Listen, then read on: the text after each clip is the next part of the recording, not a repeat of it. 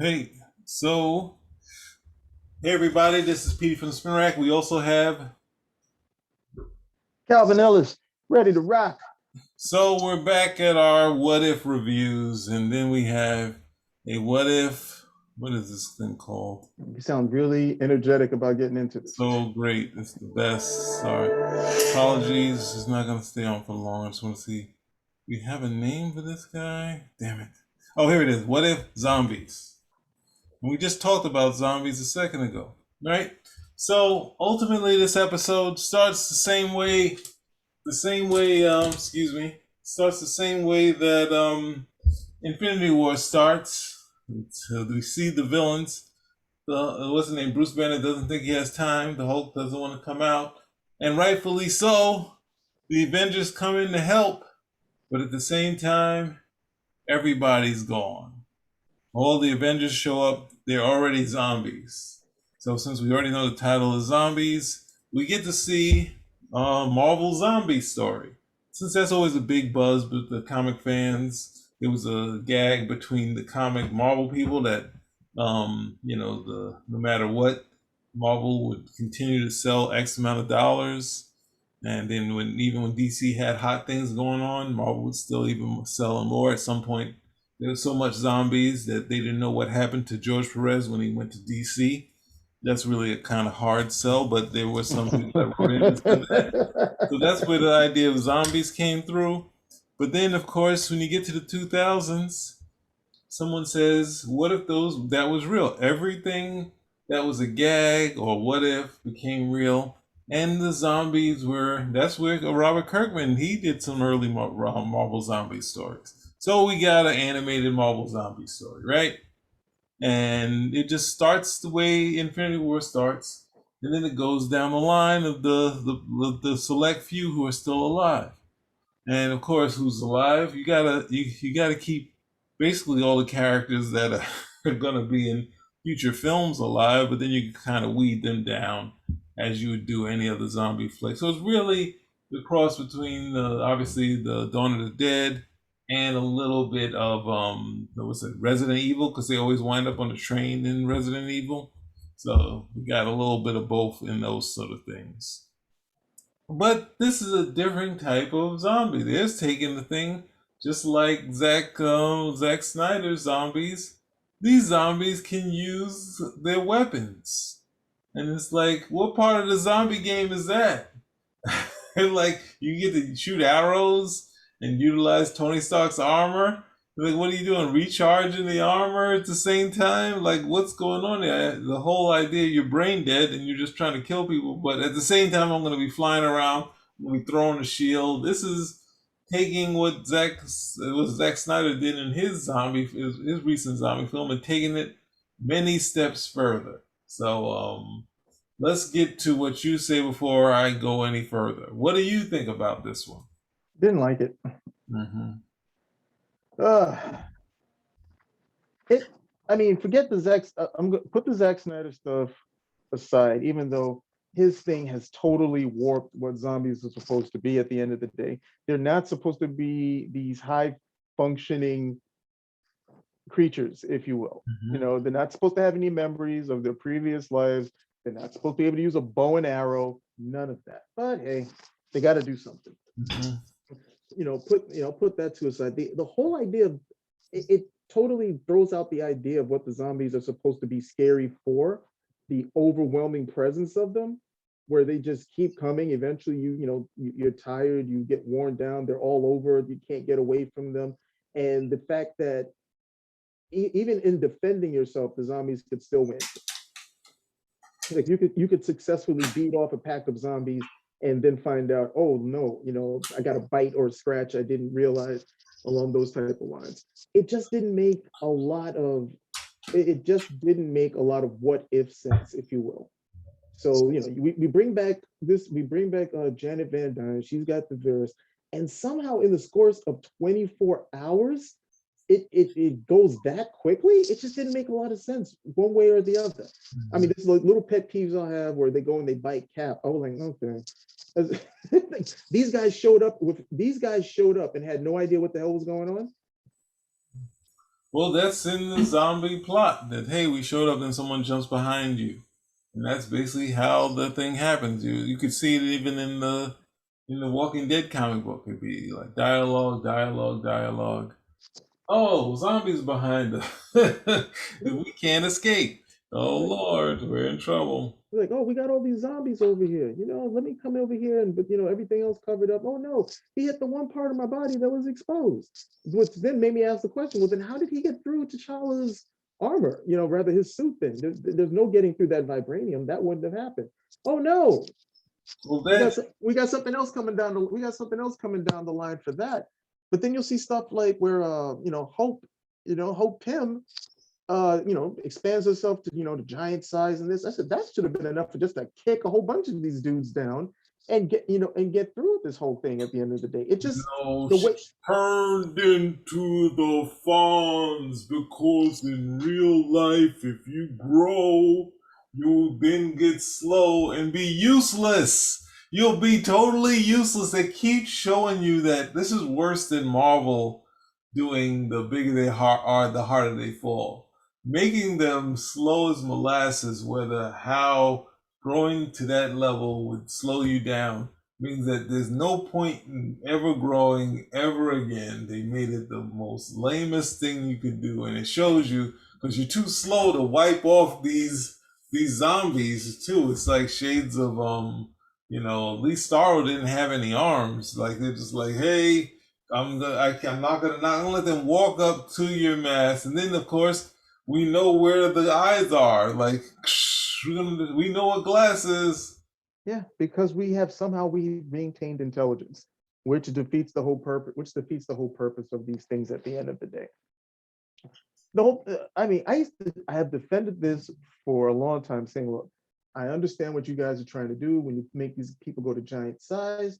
There's this whole perception thing that's supposed to happen. Same thing when you look and you see like these planes flying in the sky and they look like they're moving at this slow pace and they're really moving 500, 600, miles an hour. Okay. But in situations like that, especially with the close-up stuff, it's like, no, they would be moving at regular, if not faster speed. There was did you ever see this film, Jack the Giant Slayer?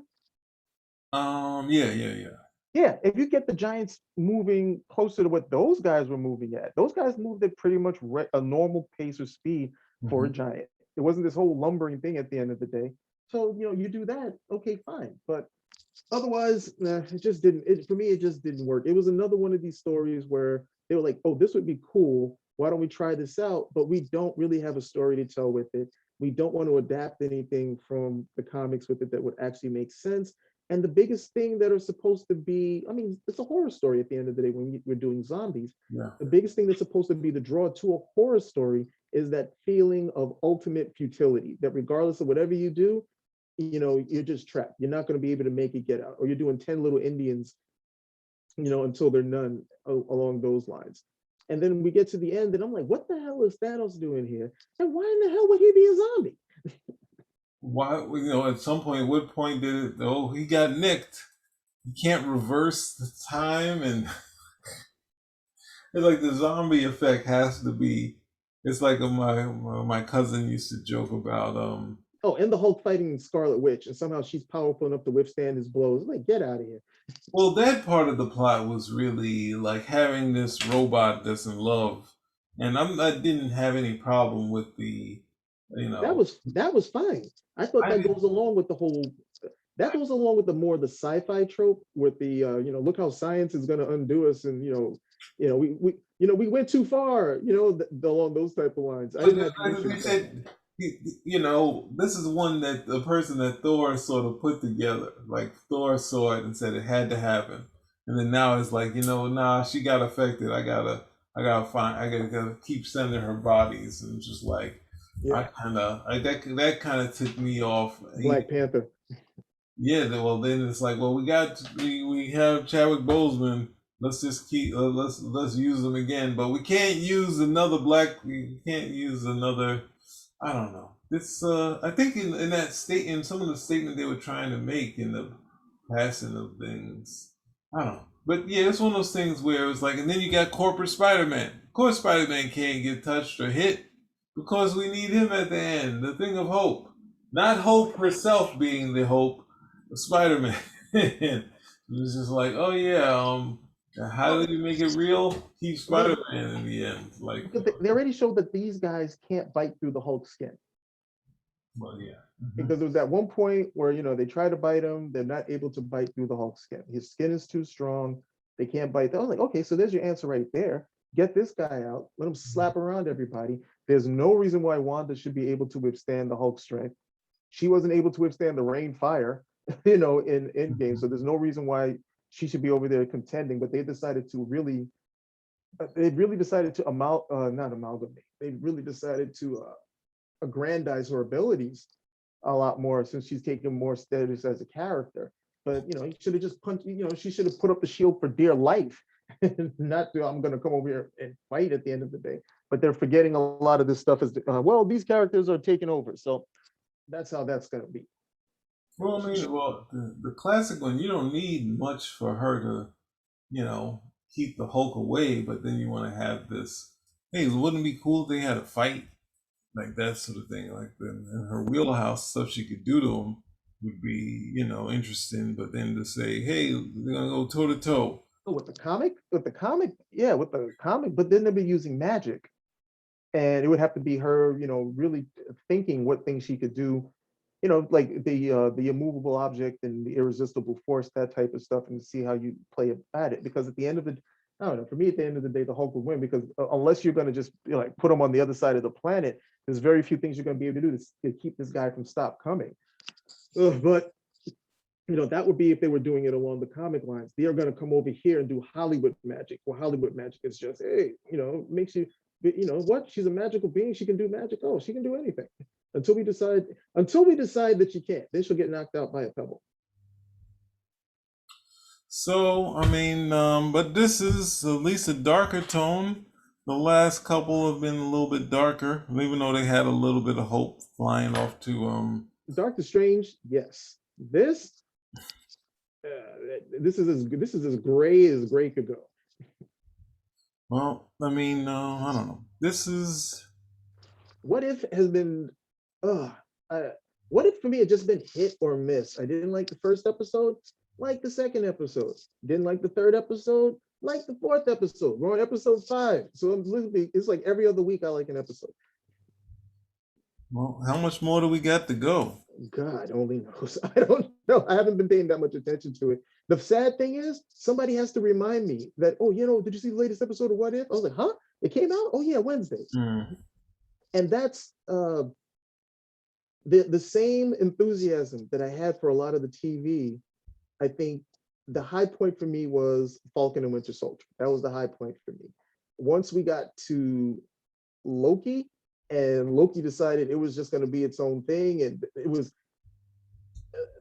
the issue if I'm having for anything now is a lot of the Marvel stuff seems to be directed at like the merry Marvel marching society that I don't seem to be a part of, because a lot of the stuff that they're throwing out there, they are throwing it out there for guys who are really vibing with it. And then for me, I'm like, well, I'm trying to check in for this. And they're like, no.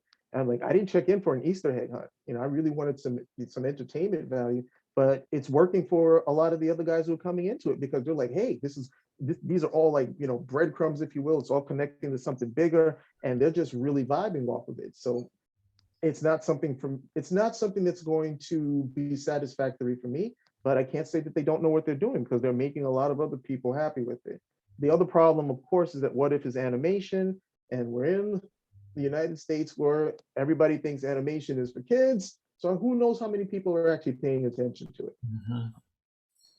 So you got our half less energetic review of What If. What if we had a little more fun with this and we did some different things? But I mean, we finally But got us. do you know what the next one coming down the pike is? You already know? No, I don't know. No, I don't know what's next. I didn't know this one was it. I was at this comic show with like the first appearances of the Marvel zombies and such. Actually, that was funny.